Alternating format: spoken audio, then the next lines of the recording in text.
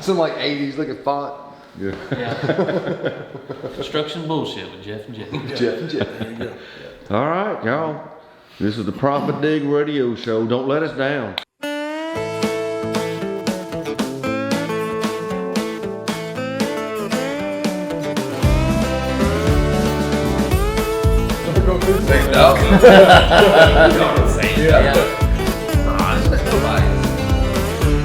Nobody knows everything. No.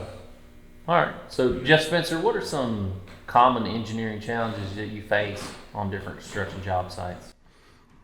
Well, that's a pretty broad aspect. And I'm going to back up a little bit. For several years now, I've said that if you're going to be an engineer and a civil engineer and design construction sites, you should have to spend a minimum of 5 years working in the field before you design one.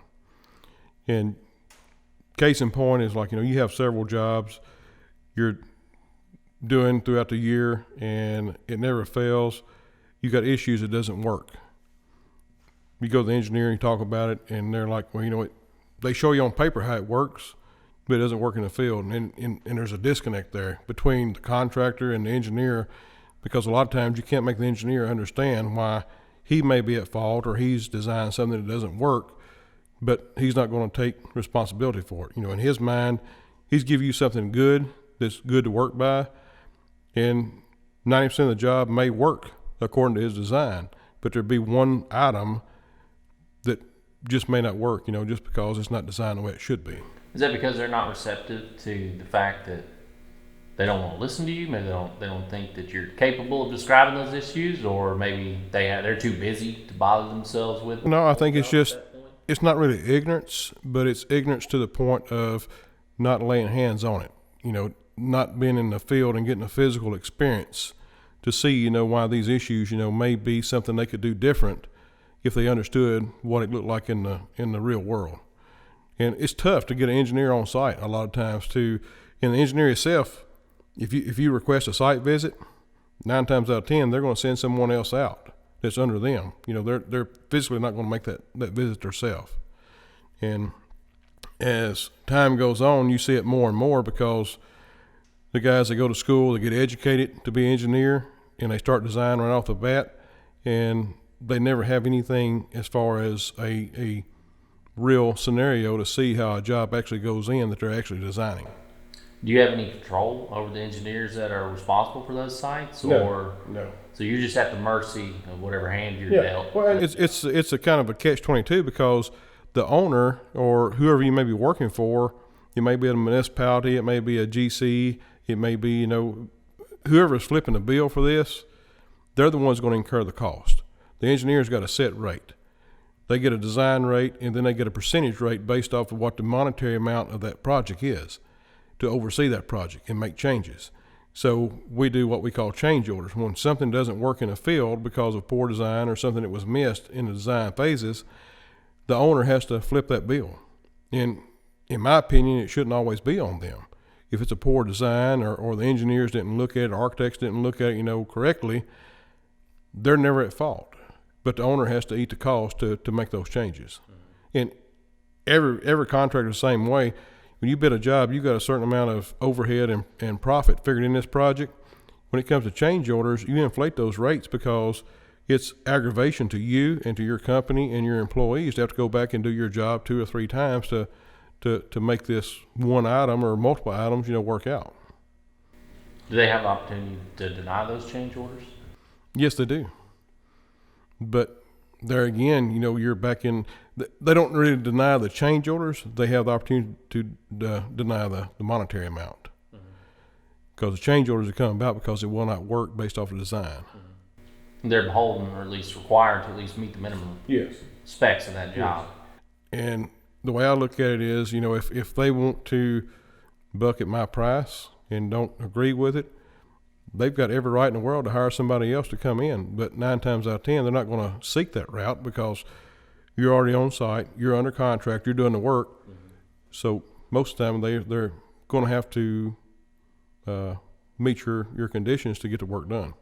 Is that engineer usually assigned by the general contractor on the job or the architect? Well, it depends on how the job is structured, as far as from the owner through the architect to the engineer. They kind of delineate, who's in charge and who makes those decisions. But ultimately, it goes back to the owner, whoever is paying for this project. They're the ones who are going to have to incur the cost. Do you have any sort of system of determining, like, this is an engineer that I like to work with, like just history with them, or? Oh yeah, I mean, sure. There's always there's a lot of engineers out there that I prefer to work with, and there's a lot of engineers out there when I see a set of their drawings or blueprints come across my table, I dread it right off the bat. If I get this job, I know it's going to be a hassle most of the time. Mm-hmm. Do you try to inflate your margins, like just to account for that? No, not really, because it's a competitive market. I'm bidding against other people, so I've got to stay competitive. But I know that there's a really good potential for change orders to come about, in which theoretically usually means more profit in my pocket. You ever had a job where you haven't had a change order? Yes. Mm-hmm. Yeah, I've had jobs, I've even had, large scale jobs, start to finish, go all the way through, and no change orders, everything worked like it's supposed to. And then I've had some small jobs that should be pretty simple and have 6, 7, 8 change orders on that one project. A project may be, $250,000 on my scope of work, end up being, $350,000, $400,000 based off change orders. Is there any sort of penalty for having a certain amount of change orders on a project? Well, I'm not for sure. Other than the monetary value. Right, I'm not sure about that. If it is penalties, it goes on above me in my scope of work, because I'm contracted out to do X amount of dollars for this scope of work. And when things don't work like they're supposed to, and we have to make changes, then someone has to incur those costs and approve them. And so I never see that. Either I get approval and get a signed change order back, or they redesign, and if my monetary amount is too much, then they may look at another redesign and try to figure out something else. Which there, again, you've got an owner that has a deadline to get this project in. These designs take time. These change orders take time to get designed and get approved. So you're delaying that project. In which most time you have liquidated damages on most projects. So they get pushed back for the most part. But a lot of times it's not enough time. They give you an extra 30 days. Well, it took 30 days to design. Well, here we are. We got 30 days more worth of work, but our 30 days are used up through the design phases. What do you do in a situation like that? Well, it's kind of a catch-22. Depends on who your owner is and who your engineer is. A lot of times you may go over your time limit, and they may bypass the liquidated damages. They may not charge you because they know it's their fault. They know it's been in design stages and it was withheld, out of your control. And then you throw weather days on top of that. Yeah. Once a building or a project is dried in, weather is kind of irrelevant, for the most part. But when you're doing grade work and utility work, weather plays a big percentage in what work you can get done. If you've got a lot of bad weather, then you're going to have weather delays. So, a lot of times, they'll give you a certain percentage, like 10 or 15%, for weather delays. But you take changes on changes and plus weather, it outweighs that by a great deal. It must affect your backlog too, right? Yes, exactly. It's not able to flush yeah. it.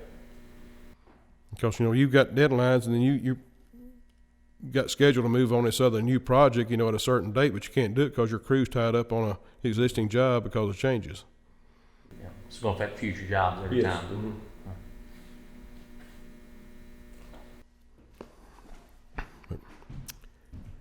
Well, guys, we just wanted to give y'all a little heads up. There is some stuff, that you can run into, as far as design. Just because you got an engineer or engineering firm, it doesn't also mean that they're going to have every answer, to that project. There's going to be changes that have to be made, and they're not always right. They don't have the experience, a lot of times in the field, and can't really foresee how a job's going to go in. It looks good on paper, but it doesn't always look good in real life. But anyway, just want to give you all a little heads up on that. And we got Jeff G here with us tonight, our fourth partner. He's not always with us, and we're glad to have him, and hope to see him more in the future. Y'all, I'm gonna step in here too. We're glad to have Jeff G in here, back in the fold, back in the family. Man, we're gonna get it done now.